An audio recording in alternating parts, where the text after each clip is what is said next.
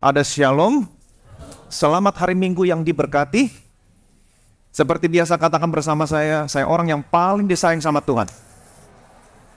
Saya orang yang dibenarkan karena iman dalam Kristus Yesus. Kiri kanan depan belakang saudara, kamu juga. Amin. Minggu yang lalu kita sudah sama-sama belajar cara praktis hidup dalam kebenaran dan kekudusan yang sesungguhnya. Cara praktis hidup dalam kebenaran kekudusan yang sesungguhnya. Banyak orang berkata, cara praktis hidup dalam kebenaran kekudusan yang sesungguhnya adalah tinggalkan manusia lama, mengenakan manusia baru. Jangan lagi begini, jangan lagi begitu. Nggak boleh lagi begini, nggak boleh lagi begitu. Betul, saya setuju. Itu buahnya. Amin. Untuk menghasilkan buah yang demikian, roh dan pikiran saudara harus dibaharui. Betul? Roh dan pikiran saudara harus dibaharui terlebih dahulu. Bagaimana caranya? Tidak ada cara lain. Selain daripada belajar mengenal Dia lebih lagi, mendengar tentang Yesus lebih lagi, dan menerima pengajaran di dalam Dia lebih lagi. Dengan kata lain, terus mendengarkan firman kasih karunia. Firman kasih karunia membangun saudara, mendidik saudara. Meninggalkan kefasikan, keinginan duniawi sehingga hari ini saudara memiliki kehidupan yang bijaksana, adil, dan beribadah kepada Allah sekarang di dunia ini. Dan firman kasih karunia memberikan kekuatan sama saudara untuk hidup sebagai anak-anak yang taat. Tidak lagi dikuasai hawa nafsu dosa. Ini semua buahnya. Dan bukan hanya saudara berbuat baik, sekedar berbuat baik, tapi Alkitab mengatakan kamu rajin berbuat baik. Amin. Dan kamu menjadi kudus. Sama seperti Dia adalah kudus. Firman kasih karunia memberikan progressive sanctification. Pengudusan secara terus-menerus. Sudah diubahkan terus. Datang mendengar, diubahkan. Datang mendengar, diubahkan. Dibangun, dididik. Itu sebabnya selalu mendengar firman kasih karunia. Karena firman kasih karunia mendidik kamu. Kamu stop mendengar, pembangunan stop. Firman kasih karunia mendidik kamu. Kamu stop mendengar, didikan stop. Itu sebabnya terus mendengar firman kasih karunia. Firman kasih karunia memberikan progressive sanctification. Diubahkan dari satu kemuliaan kepada kemuliaan yang lain. Dikuduskan, terus menerus dikuduskan. Sehingga pada akhirnya saudara menjadi kudus. Sama seperti Dia adalah kudus. Yang percaya boleh bilang amin. Oke, bilang sama kiri kanan saudara, selalu mendengar firman kasih karunia. Kita lanjutkan khotbah minggu yang lalu, kita lihat firman Tuhan Ibrani pasal 12 ayat 14. Berusahalah hidup damai dengan semua orang dan kejarlah kekudusan. Sebab tanpa kekudusan tidak seorang pun akan melihat Tuhan. Berusahalah hidup damai dengan semua orang. Dan kejarlah kekudusan, sebab tanpa kekudusan tidak seorang pun akan melihat Tuhan. Berusahalah hidup damai dengan semua orang. Alkitab tidak mengatakan berusahalah hidup damai dengan Tuhan. Tidak. Kenapa? Karena Alkitab berkata, sebab kita yang dibenarkan karena iman kita sudah hidup dalam damai sejahtera dengan Allah oleh karena Tuhan kita Yesus Kristus. Bukan karena apa yang kamu lakukan, tapi karena apa yang Yesus lakukan. Hari ini kamu hidup dalam damai sejahtera dengan Allah. Amin. Jadi jangan ada biarkan seorang pun datang sama saudara memberikan kesan tidak ada damai antara saudara dengan Allah. Jangan ada sampai. Jangan ada orang yang datang sama saudara, Tuhan marah sama kamu. Tuhan kutuk kamu. Jangan. Kamu yang dibenarkan karena iman, kamu hidup dalam damai sejahtera dengan Allah. Jadi berusaha hidup damai di sini adalah berusaha hidup damai dengan semua orang. Dengan semua orang, usahakan hidup damai. Bilang sama kiri kanan saudara, usahakan hidup damai. Jangan ribut. Kalau ribut itu biayanya besar. Kosnya besar. Apalagi sekarang udah main tuntut-tuntutan, udah sewa pengacara, kosnya besar. Jadi kalau saudara diserempet, diberhentiin. Jalan Pak, jalan. Nggak apa-apa. Berusaha hidup damai. Alkitab berkata berusahalah hidup damai dengan semua orang. Dan kejarlah kekudusan, sebab tanpa kekudusan tidak seorang pun akan melihat Tuhan. Nah, banyak orang yang salah mengartikan ayat ini. Kalau kamu gak kudus, kamu gak bisa masuk surga, ketemu Tuhan.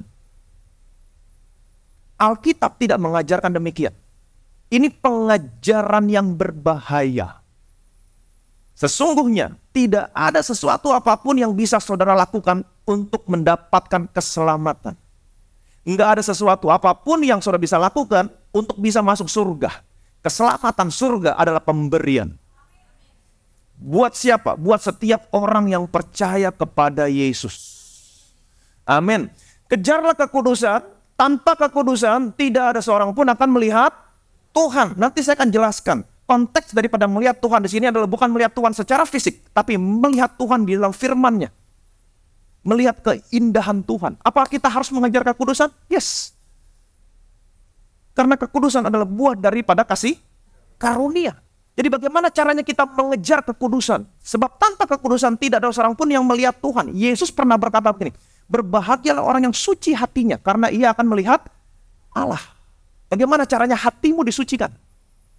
Bagaimana caranya hatimu disucikan? Saudara masih ingat orang-orang kafir yang ada di dalam rumah Kornelius?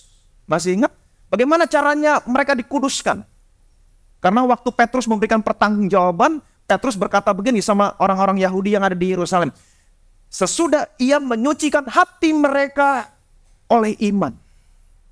Bagaimana caranya hatimu disucikan? Oleh iman, percaya kepada Yesus. Waktu Kornelius dan orang-orang kafir yang ada dalam rumahnya, waktu mereka mendengar pemberitaan Injil yang disampaikan oleh Petrus, apa yang terjadi? Petrus berkata begini, barang siapa percaya kepadanya, ia akan mendapat pengampunan dosa oleh karena namanya. Waktu mereka percaya, Alkitab mengatakan Roh Kudus turun hinggap di atas mereka yang percaya. Jadi bagaimana caranya hati mereka disucikan, dikuduskan? Percaya sama Yesus. Bukan karena apa yang kamu lakukan. Itu sebabnya tadi saya katakan, keselamatan, surga adalah pemberian. Kapan? Ketika kamu percaya sama Yesus. Apakah kita harus mengejar kekudusan? Yes. Kamu harus mengejar kekudusan. Bagaimana caranya? Cara praktisnya. Perhatikan baik-baik. Ayat 15. Jagalah supaya jangan ada seorang pun menjauhkan diri dari kasih karunia Allah, agar jangan tumbuh akar yang pahit yang menimbulkan kerusuhan dan yang mencemarkan banyak orang. Ayat sebelumnya berkata, berusahalah hidup damai, kejarlah kekudusan. Betul? Berusaha hidup damai, kejar kekudusan. Bagaimana caranya? Ayat selanjutnya mengatakan begini, jagalah. Jagalah, supaya jangan ada seorang pun menjauhkan diri dari kasih karunia Allah. Jagalah supaya jangan ada seorang pun menjauhkan diri dari kasih karunia Allah. Agar jangan tumbuh akar yang pahit, yang menimbulkan kerusuhan dan mencemarkan banyak orang. Apa yang menyebabkan tumbuh akar yang pahit yang bisa menimbulkan kerusuhan dan mencemarkan banyak orang? Ketika kamu menjauhkan diri dari kasih karunia Tuhan. Jangan menjauhkan diri dari kasih karunia Tuhan. Terus mendengar firman kasih karunia. Sekarang kita lihat konteksnya. Kita gabungin ayatnya. Jadi kalau baca ayat jangan sepotong-sepotong. Berusahalah hidup damai. Katakan bersama saya, hidup damai dengan semua orang dan kejarlah kekudusan. Katakan bersama saya, kekudusan. Sebab tanpa kekudusan tidak ada seorang pun akan melihat Tuhan. Hidup damai, kejar kekudusan. Betul? Ayat berikutnya berkata begini, jagalah supaya jangan ada seorang pun menjauhkan diri dari kasih karunia Allah, agar jangan tumbuh akar yang pahit yang menimbulkan, katakan bersama saya, kerusuhan dan mencemarkan banyak orang. Katakan bersama saya, kecemaran. Perhatikan baik, kita gabung sekarang dua ayat ini. Jagalah, jangan sampai kamu menjauhkan diri dari kasih karunia Allah. Kenapa? Agar jangan tumbuh akar yang pahit yang bisa menimbulkan kerusuhan.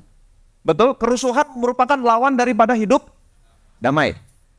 Betul? Dan mencemarkan banyak orang. Kecemaran merupakan lawan dari kekudusan. Betul? Jadi, bagaimana caranya hidup damai dengan semua orang dan mengejar kekudusan? Akarnya adalah jangan menjauhkan diri dari kasih karunia. Jangan menjauhkan diri dari kasih karunia. Kalau saudara menjauhkan diri dari kasih karunia, akan tumbuh akar yang pahit. Apa yang terjadi setelah itu? Timbul kerusuhan. Nggak ada damai sama semua orang, maunya berantem. Kemudian apa? Mencemarkan banyak orang. Kalau saudara menjauhkan dirimu dari kasih karunia Tuhan, hidup di bawah hukum Taurat, Segala sesuatu mengandalkan kekuatanmu. Saya harus berdoa 5 jam supaya Tuhan berkatin saya. Saya harus menyembah Tuhan 3 jam supaya bisnis saya berhasil. Berdoa itu baik. Berdoa 5 jam, silakan. Selama saudara mengerti relationship antara anak dengan bapak. Mau menyembah 3 jam, that is good. Selama kamu mengerti siapa yang kamu sembah. Relationship. Siapa kemarin yang ikut Praise and Worship Night Jumat kemarin? Saya mau tanya, durasinya kurang nggak? Kurang. Sangat kurang. Kenapa saudara bisa bilang sangat kurang? Saya juga bilang sangat kurang. Tapi saudara nggak menyadari. Kita mulai pukul 7. Saya perjamuan. Pastor Alvin naik 7.15. Dan kita selesai 8.20. 1 jam saudara berdiri nggak duduk menyembah Tuhan. Waktu saya bilang, loh habis.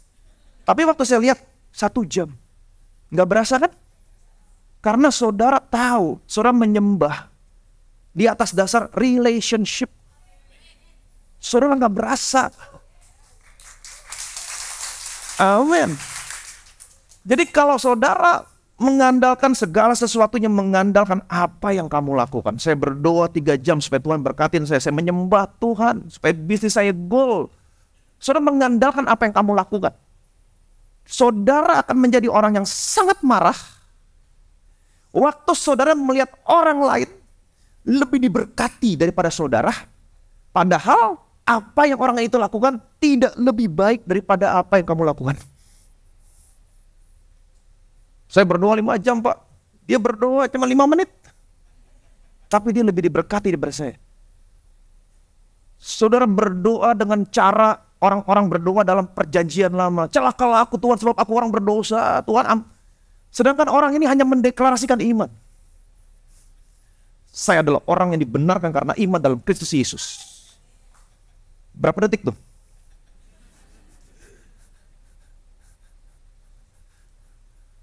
Apa yang terjadi? Alkitab berkata, sebab itu kita yang dibenarkan karena iman, kita hidup dalam damai sejahtera dengan Allah. Irene, shalom. Apa artinya? Security, safety, no disease. Amin. Prosper. Kamu hidup harmoni dengan Tuhan. Waktu saudara mendeklarasikan demikian, apa yang terjadi? Kesembuhan dianugerahkan kepadamu. Amin. Security dianugerahkan kepadamu. Berkat dianugerahkan kepadamu. Sedangkan dia berdoa 5 jam. Tapi berdoa seperti orang berdosa datang kepada Allah. Alkitab tidak berkata, doa orang dosa besar puasanya. Nggak ada. Alkitab berkata, doa orang benar besar kuasanya. Ketika saudara melihat orang itu lebih diberkati daripada saudara, betul? Sedangkan apa yang dia lakukan nggak lebih baik menurut pandangan saudara daripada apa yang saudara lakukan, apa yang terjadi? Timbul akar pahit. Nggak tahu kenapa setiap kali lihat orang itu saudara benci. Akarnya apa? Iri. Kenapa? Karena dia lebih diberkati. Sedangkan apa yang saya lakukan lebih baik daripada apa yang dia lakukan. Timbul akar yang pahit. Iri. Setelah iri apa terjadi? Cari gara-gara. Pokoknya salah dikit, sikat. Memang sudah ada akar pahit. Nah, timbul kerusuhan. Kalau setiap kali ketemu dia maunya ribut. Setiap kali dia salah maunya ributin. Timbul akar yang pahit. Dan bukan hanya timbul akar yang pahit. Saudara mulai ngomongin dia ke yang lain. Tahu nggak Leo? Gini. Yang lain ikut tercemar. Akarnya apa? Karena menjauhkan diri dari kasih karunia Tuhan. Jangan menjauhkan dirimu dari kasih karunia Tuhan. Ini akarnya. Jadi terus mendengar firman kasih karunia. Apakah kita harus mengejar kekudusan? Yes. Bagaimana caranya? Jangan menjauhkan dirimu dari kembali lagi kepada kasih karunia Tuhan. Amin. Ayat berikutnya, perhatikan baik-baik. Sebab itu siapkanlah akal budimu, waspadalah dan letakkanlah pengharapanmu seluruhnya atas kasih karunia yang dianugerahkan kepadamu pada waktu penyataan Yesus Kristus. Hiduplah sebagai anak-anak yang taat dan jangan turuti hawa nafsu yang menguasai kamu pada waktu kebodohanmu. Tetapi hendaklah kamu menjadi kudus di dalam seluruh hidupmu sama seperti Dia yang kudus yang telah memanggil kamu. Sebab ada tertulis, kuduslah kamu sebab aku kudus. Hendaklah kamu kudus sama seperti Dia adalah kudus. Bagaimana caranya? Sebab itu, siapkanlah akal budimu. Ayat ini sudah kita lihat minggu yang lalu. Akal budi berbicara tentang pikiran. Waspadalah, letakkanlah pengharapanmu. Pengharapan berbicara tentang apa? Iman. Betul? Iman adalah dasar dari segala sesuatu yang kita harapkan. Dan iman itu berbicara tentang apa? Roh. Roh iman. Aku percaya, sebab itu aku berkata-kata. Jadi akal budi di sini berbicara tentang pikiran. Pengharapan berbicara tentang roh. Roh dan pikiranmu. Letakkan semuanya, seluruhnya di atas kasih karunia. Amin. Yang dianugerahkan kepadamu, diberikan kepadamu kapan? Pada waktu penyataan Yesus Kristus. Terjemahannya begini. Dianugerahkan di sini, the grace is coming. Present tense. The grace is coming. Kasih karunia dianugerahkan kepadamu saat itu. Betul? Kapan? Pada waktu penyataan Yesus Kristus, revelation of Jesus Christ. Jadi bagaimana caranya semuanya ini terjadi? Enggak ada cara lain. Belajar mengenal dia. Mendengar dia lebih lagi. Menerima pengajaran tentang dia. Waktu saudara mendengar firman kasih karunia, mendengar firman Kristus, belajar mengenal Yesus lebih lagi. Waktu saudara mendapatkan pewahyuan tentang Yesus, revelation of Jesus Christ, saat itu, the grace is coming. Ada kasih karunia yang dianugerahkan kepadamu. Setelah kasih karunia dianugerahkan kepadamu, apa yang terjadi? Letakkan pikiran dan rohmu. Waktu saudara meletakkan roh dan pikiran, apa yang terjadi? Pikiran dan rohmu diubahkan. Di situ terjadi metanoia. Amin. Roh dan pikiranmu diubahkan. Setelah roh dan pikiranmu diubahkan, apa yang terjadi? Ayat selanjutnya tadi mengatakan, hiduplah sebagai anak-anak yang taat. Jangan turuti hawa nafsu yang menguasai kamu pada waktu kebodohan. Hendaklah kamu menjadi kudus sama seperti dia adalah kudus. Dengan kata lain, waktu saudara mendengar tentang Yesus, melihat Yesus dalam firman-Nya, mengenal dia, mendapat revelation, pewahyuan tentang Yesus, ada kasih karunia yang dianugerahkan kepadamu. Selanjutnya, roh dan pikiranmu diubahkan. Meninggalkan manusia lama, mengenakan manusia baru. Betul? Sehingga kamu sanggup hidup sebagai anak-anak yang taat, tidak lagi menuruti hawa nafsu yang menguasai kamu. Sebaliknya, kamu menjadi kudus, sama seperti dia adalah kudus. Jadi kembali lagi kepada firman kasih karunia. Firman kasih karunia akan membuat hidupmu dikuduskan dari satu kemuliaan kepada kemuliaan. Progressive sanctification. Hendaklah kamu menjadi kudus sama seperti dia adalah kudus. Setiap kali datang, roh dan pikiranmu diubahkan. Setiap kali mendengar Yesus, roh dan pikiranmu diubahkan. Progressive. Terus sanctification. Itu sebabnya jangan pernah stop mendengar firman kasih karunia. Dia mendidik. Kamu stop, didikan stop. Firman kasih karunia membangun kamu. Kamu stop mendengar, pembangunan stop. Mangkrak. Amin. Kamu gak bisa lagi menjadi sama seperti dia adalah kudus. Kamu bisa menjadi sama seperti dia adalah kudus. Kapan? Waktu kamu terus mendengar firman kasih karunia. Jangan menjauhkan dirimu dari kasih karunia. Sebab ayat selanjutnya, sebab ada tertulis, kuduslah kamu sebab aku kudus. Kuduslah kamu sebab aku kudus. Gak ada yang bilang amin. Orang-orang yang hidup di bawah kasih karunia, jangan pernah takut sama kata kudus. Amin. Saudara harus tahu betul apa arti kata kudus. Dan saudara harus tahu betul apa arti ayat ini. Apa arti kata kudus? Perhatikan baik-baik. Kudus dalam bahasa Ibrani artinya terjemahannya kados. Dalam bahasa Yunani hagios. Yang artinya apa? Set apart. Dipisahkan. Dipisahkan. Dan lawan kata kudus itu bukan dosa. Betul? Kalau ada orang yang berbuat salah atau berbuat dosa, jangan bilang, lu gak kudus lu. Salah saudara. Karena itu bukan lawan katanya. Lawan kata kudus itu common, umum. Karena kudus dipisahkan itu uncommon, tidak umum. Betul? Berlian itu nggak umum, uncommon. Itu sebabnya berlian mahal. Kalau batu saudara bisa ketemu di mana aja. Itu sebabnya umum batu. Itu sebab batu murah. Kalau Tuhan berkata, kuduslah kamu sebab aku kudus. Artinya apa? Tuhan mau berkata sama saudara, supaya kamu tidak lagi hidup sama seperti orang dunia yang pada umumnya. Jangan kamu memiliki kehidupan yang sama seperti orang dunia pada umumnya. Kalau perceraian buat orang dunia adalah hal yang umum, buat saudara bukan hal yang umum. Yang percaya boleh bilang amin. Amin. Bukan umum. Sesuatu yang umum buat dunia, enggak umum buat saudara. Itu artinya kudus. Set apart. Kita kembali ke ayat yang tadi. Perhatikan baik-baik. Ibrani pasal 12-14. Berusahalah hidup damai dengan semua orang dan kejarlah kekudusan. Sebab tanpa kekudusan tidak seorang pun akan melihat Tuhan. Kejarlah kekudusan, sebab tanpa kekudusan tidak ada seorang pun yang akan melihat Tuhan. Seperti yang tadi saya katakan, melihat Tuhan di sini bukan berbicara tentang melihat Tuhan secara fisik, tapi melihat Tuhan dalam firman-Nya. Melihat keindahan Yesus dalam firman-Nya. Revelation of Jesus Christ. Amin. Melihat Yesus di dalam firman. Buat Tuhan lebih baik saudara melihat Yesus dalam firman. Saudara masih ingat peristiwa Yesus menampakkan diri kepada kedua orang murid yang sedang dalam perjalanan ke Emmaus? Ketika mereka sedang bercakap-cakap, Yesus mendekati mereka dan berjalan bersama-sama dengan mereka. Tetapi Yesus membuat mereka tidak melihat, tidak mengenal Yesus.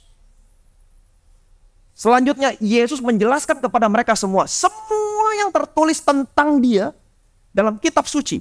Mulai dari kitab Musa, betul? Kejadian, Keluaran, Imamat, Bilangan, Ulangan, dan semua kitab nabi-nabi.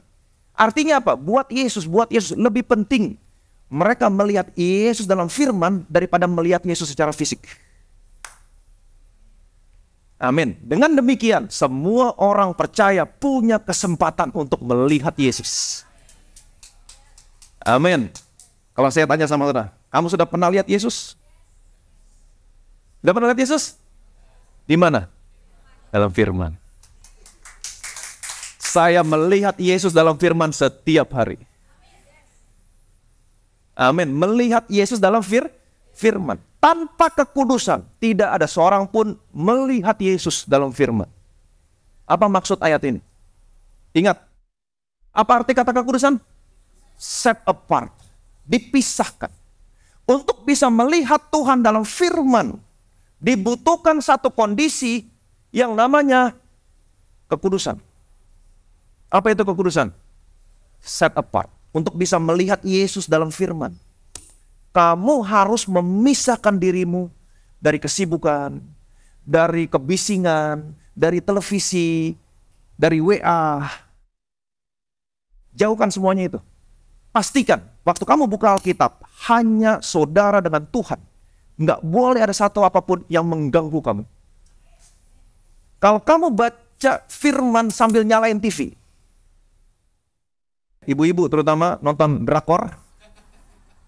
By the way, hari ini hari ibu, kan? Selamat buat para ibu di tempat ini. Amin. Tuhan memberkati setiap ibu di tempat ini, memberikan kekuatan, amin, untuk mendampingi suami dan mendidik anak-anak dalam kebenaran. Apalagi saudara buka firman sambil dengerin drakor. Ketika bagian yang penting, dia udah ketemu. Ntar dulu, nonton dulu. Habis itu balik lagi. Udah hilang. Kamu gak bisa lihat Yesus dalam firman. Lagi baca firman, handphone bunyi, ting, balas dulu, taruh lagi, baru baca satu kalimat, ting lagi. Gak bisa. Jadi untuk bisa melihat Yesus dalam firman, dibutuhkan satu kondisi yang namanya apa? Kekudusan. Set apart. Pisahkan dirimu, matikan.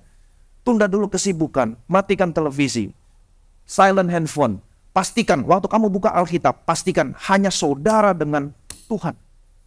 Jangan ada sesuatu apapun yang mengganggu kamu. Di situ, saudara baru bisa melihat Yesus dalam firman. Tanpa kekudusan, tidak ada seorang pun yang bisa melihat Tuhan. Amin. Saudara mengerti sampai di sini? Jadi jangan lagi pernah takut sama ayat ini. Kita akan lihat seluruh perikop ini, ayat 16 sampai 17. Janganlah ada orang yang menjadi cabul atau yang mempunyai nafsu yang rendah seperti Esau, yang menjual hak kesulungannya untuk sepiring makanan.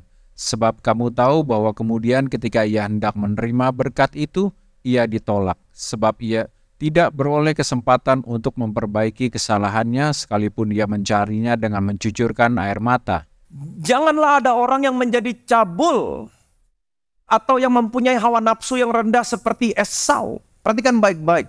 Jauh sebelum ada percabulan dalam dirinya Esau, jauh sebelum itu, Esau sudah menjauhkan dirinya dari kasih karunia Tuhan. Kita baca satu perikop. Perikop awal-awal tadi berkata apa? Janganlah kamu menjauhkan diri dari kasih karunia Tuhan, agar jangan timbul akar yang pahit, supaya jangan menimbulkan kerusuhan dan mencemarkan banyak orang, kecemaran. Jadi akarnya semua adalah menjauh dari kasih karunia Tuhan. Jauh sebelum ada percabulan dalam dirinya Esau, jauh sebelum itu, dia sudah menjauhkan dirinya dari kasih karunia Tuhan. Mungkinkah orang Kristen menjauhkan dirinya dari kasih karunia Tuhan? Mungkin. Paulus berkata kepada jemaat di Galatia, kamu lepas dari Kristus. Kamu lepas dari Kristus. Yesus nggak ada efeknya dalam hidupmu. Ini paling mengerikan. Saya nggak mau kalau sampai Yesus nggak ada efeknya dalam hidup saya. Apa yang dia lakukan nggak ada efeknya. Ini mengerikan. Kenapa? Yesus nggak ada efeknya dalam hidupmu. Kamu lepas dari Kristus karena kamu mengharapkan kebenaran dari hukum Taurat. Kamu hidup di luar kasih karunia. Kamu menjauh dari kasih karunia. Kamu hidup di luar kasih karunia. Apa yang membuat kamu menjauh dari kasih karunia? Kamu mengharapkan kebenaran dari hukum Taurat. Mengharapkan kebenaran dari apa yang kamu lakukan. Saya harus begini supaya Tuhan begini. Saya harus begini supaya Tuhan begitu. Kamu menjauh dari kasih karunia. Apa yang Tuhan selesaikan di atas kayu salib, nggak ada efeknya buat kamu. Ini mengerikan. Menjauhkan diri dari kasih karunia. Mengandalkan segala sesuatunya dengan kekuatanmu. Contoh yang terbaik adalah siapa? Esau. Esau adalah pemburu. Dia orang yang kuat. Dia selalu mengandalkan kekuatannya. Alkitab berkata bapaknya sayang sama dia. Kenapa? Karena bapaknya senang sama apa yang dia lakukan. Semuanya berbicara tentang apa yang dia lakukan. Sedangkan Yakub hanya mengandalkan kasih ibunya. Anak mama. Siapa pada akhirnya diberkati? Yakub yang diberkati. Esau menjauhkan dirinya dari kasih karunia Tuhan. Jangan menjauhkan diri dari kasih karunia Tuhan. Ayat berikutnya, perhatikan baik-baik. Sebab kamu tidak datang kepada gunung yang dapat disentuh dan api yang menyala-nyala, kepada kekelaman, kegelapan, dan angin badai, kepada bunyi sangkakala dan bunyi suara yang membuat mereka yang mendengarnya memohon supaya jangan lagi berbicara kepada mereka. Sebab mereka tidak tahan mendengar perintah ini. Bahkan jika binatang pun yang menyentuh gunung, ia harus dilempari dengan batu. Dan sangat mengerikan pemandangan itu sehingga Musa berkata, aku sangat ketakutan dan sangat gemetar. Ayat 18, perhatikan baik-baik. Sebab kamu tidak datang kepada gunung yang dapat disentuh. Gunung yang dapat disentuh di sini berbicara tentang gunung Sinai. Tempat di mana Allah memberikan 10 hukum Taurat. Waktu Allah memberikan 10 hukum Taurat, Allah berfirman di gunung Sinai, di bumi. Nanti kita akan ketemu ayat selanjutnya. Allah berfirman di bumi, di gunung Sinai. Waktu Allah memberikan 10 hukum Taurat di gunung Sinai, Alkitab memberitahukan sama saudara bagaimana keadaan gunung Sinai pada saat itu. Api yang menyala-nyala, kegelapan, kekelaman, angin badai. Kepada bunyi sangkakala, bunyi yang membuat mereka mendengar memohon, stop, stop. Dan bahkan yang terbaik dari mereka siapa? Musa. Musa aja gemetar. Kalau saudara mau hidup di bawah hukum Taurat, saudara akan experiencing ini semua. Tapi puji Tuhan, Alkitab berkata, kamu tidak datang ke gunung ini. Artinya apa? Kamu tidak lagi hidup di bawah hukum Taurat. Yang percaya boleh bilang amin. Amin. Saudara tidak lagi hidup di bawah hukum Taurat. Ayat selanjutnya, 22-24. Tetapi kamu sudah datang ke Bukit Sion, ke kota Allah yang hidup, Yerusalem surgawi, dan kepada beribu-ribu malaikat, suatu kumpulan yang meriah, dan kepada jemaat anak-anak sulung yang namanya terdaftar di sorga, dan kepada Allah yang menghakimi semua orang, dan kepada roh-roh orang-orang benar yang telah menjadi sempurna, dan kepada Yesus pengantara perjanjian baru, dan kepada darah pemercikan yang berbicara lebih kuat daripada darah Habel. Tetapi kamu sudah datang ke bukit Sion. Kamu tidak datang ke gunung Sinai, tetapi kamu sekarang datang ke bukit Sion. Artinya apa? Kamu tidak lagi hidup di bawah hukum Taurat, tetapi kamu sekarang hidup di bawah kasih karunia. Tuhan sudah pindahin gunungnya dari gunung Sinai ke bukit Sion. Jangan salah gunung. Amin. Tetapi kamu sudah datang ke bukit Sion, kota Allah yang hidup, Yerusalem sorgawi. Katakan bersama saya, Yerusalem sorgawi. Kepada beribu-ribu malaikat, kumpulan yang meriah, kepada anak-anak sulung yang namanya terdaftar di surga. Namamu terdaftar di surga. Amin. Dan kepada Allah yang menghakimi semua orang, kepada roh-roh orang benar yang telah menjadi sempurna, dan kepada Yesus pengantara perjanjian baru, kepada darah pemercikan yang berbicara lebih kuat daripada darah Habel. Jadi ini semua berbicara tentang firman kasih karunia. Waktu Allah menyampaikan firman kasih karunia, Allah berfirman dari mana? Dari surga. Waktu Allah memberikan 10 hukum Taurat, Allah berfirman di bumi. Itu sebabnya selanjutnya berkata begini. Jadi ingat, Tuhan sudah pindahin gunungnya. Bilang sama kiri kanan saudara, jangan salah gunung. Ayat 25, perhatikan baik-baik. Jagalah supaya kamu jangan menolak Dia yang berfirman. Sebab jikalau mereka yang menolak Dia yang menyampaikan firman Allah di bumi, tidak luput apalagi kita jika kita berpaling dari Dia yang berbicara dari sorga. Jagalah supaya kamu jangan menolak Dia yang berfirman. Konteksnya, Dia berfirman yang di mana? Tadi kita sudah lihat di Gunung Sinai, di Bukit Sion. Waktu Allah berfirman di Gunung Sinai, Allah berfirman di bumi. Waktu Allah berfirman tentang kasih karunia, Allah berfirman di mana? Di surga. Jagalah supaya kamu jangan menolak Dia yang berfirman. Firman yang mana? Sebab jikalau mereka yang menolak Dia yang menyampaikan firman Allah di bumi, di mana? Di Gunung Sinai. Apa yang Allah sampaikan di Gunung Sinai?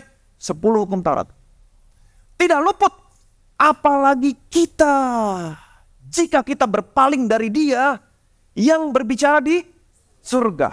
Jagalah supaya kamu jangan menolak Dia yang berfirman dari surga. Firman yang mana? Firman kasih karunia. Dengan kata lain, ayat ini mau kasih tahu sama saudara, jangan menolak suara kasih karunia. Amin. Jangan menolak suara kasih karunia. Kalau saja mereka tidak luput dari firman Tuhan yang disampaikan di bumi, apalagi kalau kita berpaling dari firman kasih karunia. Berbahaya. Ayat selanjutnya mengatakan begini. 26, 27. Waktu itu suaranya menggoncangkan bumi, tetapi sekarang Ia memberikan janji. 1 kali lagi aku akan menggoncangkan bukan hanya bumi saja, melainkan langit juga. Ungkapan 1 kali lagi menunjuk kepada perubahan pada apa yang dapat digoncangkan karena ia dijadikan supaya tinggal tetap apa yang tidak tergoncangkan. Waktu itu suaranya menggoncangkan bumi. Konteksnya, suara yang mana? Waktu Allah menyampaikan 10 hukum Taurat di Gunung Sinai. Terjadi goncangan di sana. Angin badai, kegelapan, kekelaman. Tetapi sekarang Ia memberikan janji. 1 kali lagi aku akan menggoncangkan bukan hanya bumi saja, melainkan langit juga. Bukan hanya sorga, tapi langit juga. Ini berbicara tentang apa? Firman kasih karunia. Jadi secara keseluruhan konteksnya berbicara tentang memberitahukan sama perbandingan antara hidup di bawah hukum Taurat dan hidup di bawah kasih karunia. Waktu Allah berfirman di bumi, menyampaikan 10 hukum Taurat, ada goncangan di sana. Tapi Tuhan berkata, 1 kali lagi aku akan menggoncangkan. Bukan hanya surga, tetapi apa? Bumi juga, langit juga. Ungkapan 1 kali ini menunjuk kepada perubahan pada apa yang dapat digoncangkan, karena Ia dijadikan supaya tinggal tetap apa yang tidak tergoncangkan. Jadi goncangan yang Tuhan bikin itu baik. Amin. Saudara yang hidup di bawah kasih karunia, saudara aman. Kenapa? Karena saudara menerima kerajaan yang tidak tergoncangkan. Nanti ada ayatnya habis ini. Yang berbahaya siapa? Mereka yang menolak firman kasih karunia. Jadi kalau ada orang yang berkata hyper grace, nah tunggu aja. Tapi ingat, goncangan yang Tuhan bikin itu baik. Yang tidak percaya bukannya nanti tidak mengalami hal yang baik, mereka mengalami hal yang baik. Akan ada goncangan di sana. Goncangan yang Tuhan bikin baik. Supaya apa tujuannya?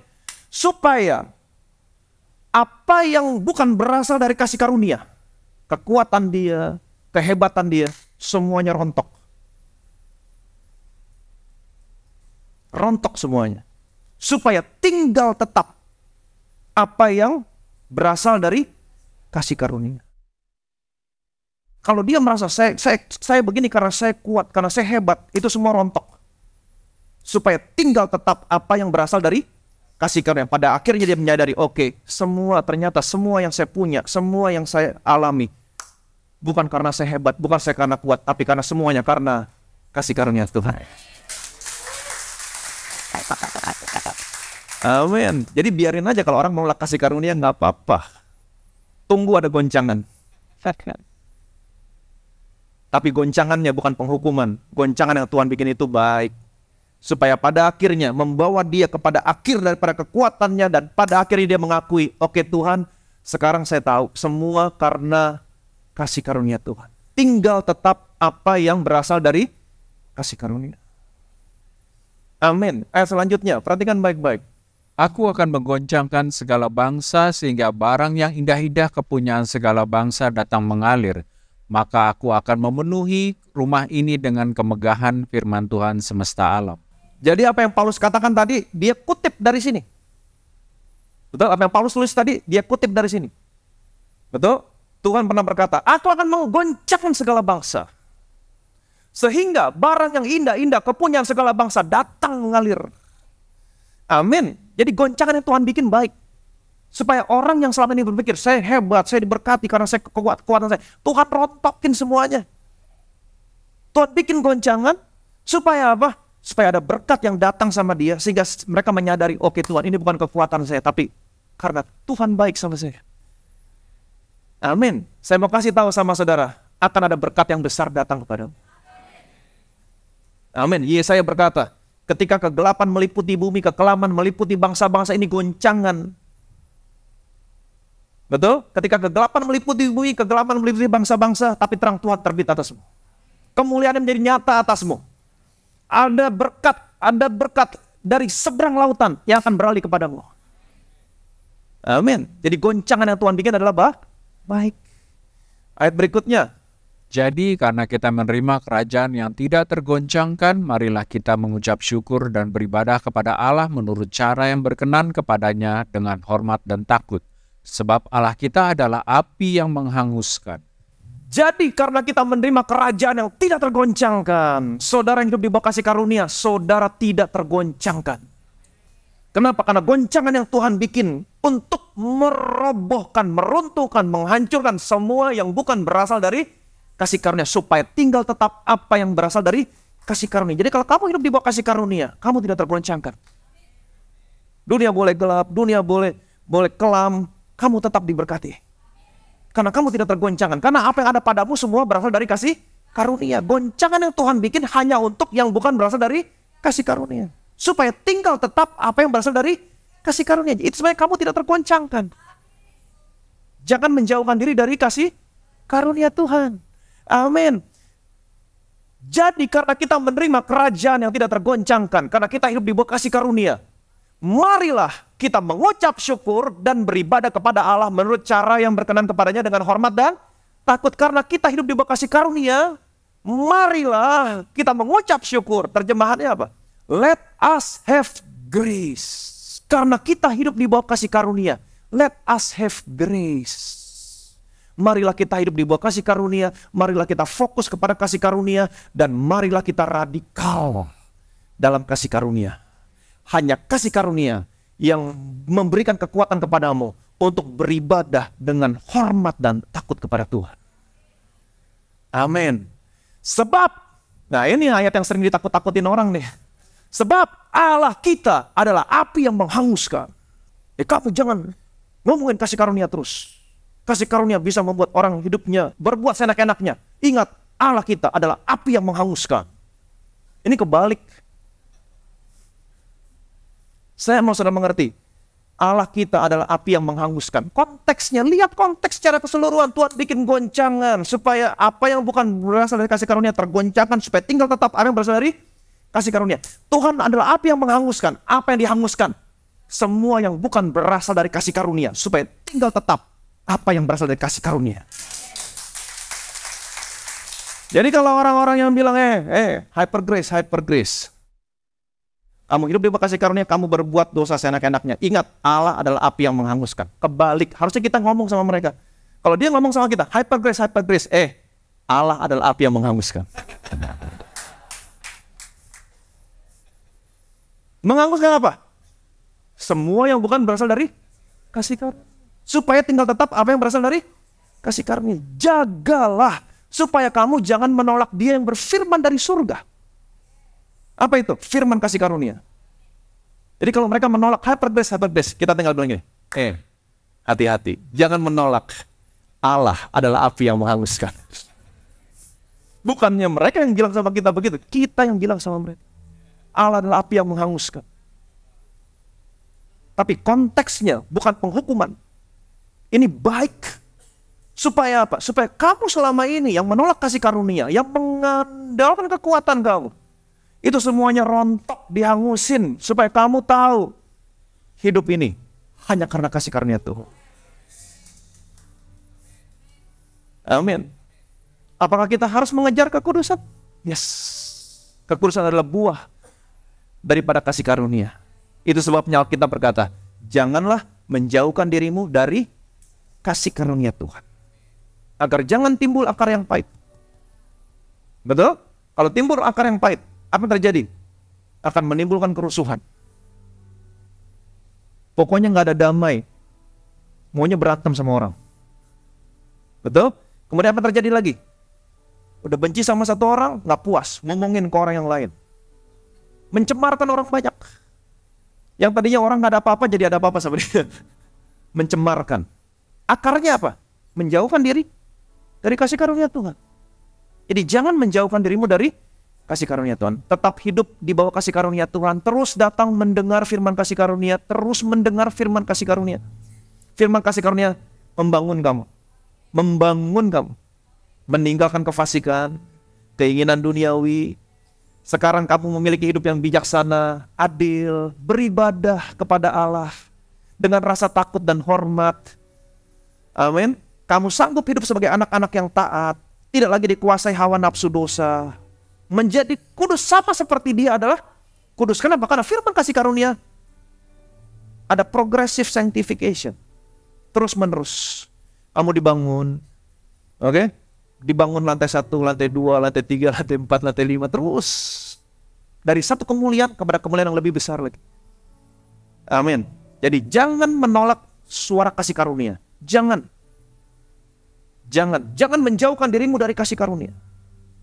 Bagaimana caranya? Ketika kamu mengharapkan kebenaran dari hukum Taurat, mengandalkan kekuatan, jangan. Ini semua akan digoncangkan. Di akhir zaman ini Tuhan bikin goncangan. Supaya kekuatanmu, kehebatanmu, semua rontok.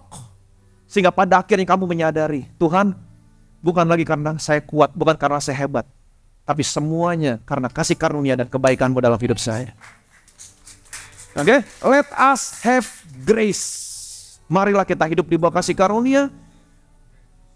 Fokus sama kasih karunia. Lebih radikal lagi sama kasih karunia. Dan pada akhirnya kamu menjadi sama seperti Dia. Aku kudus, kamu kudus. Yang percaya boleh bilang amin. Bilang sama kiri kanan saudara, jangan menjauhkan dirimu dari kasih karunia. Allah adalah api yang menghanguskan.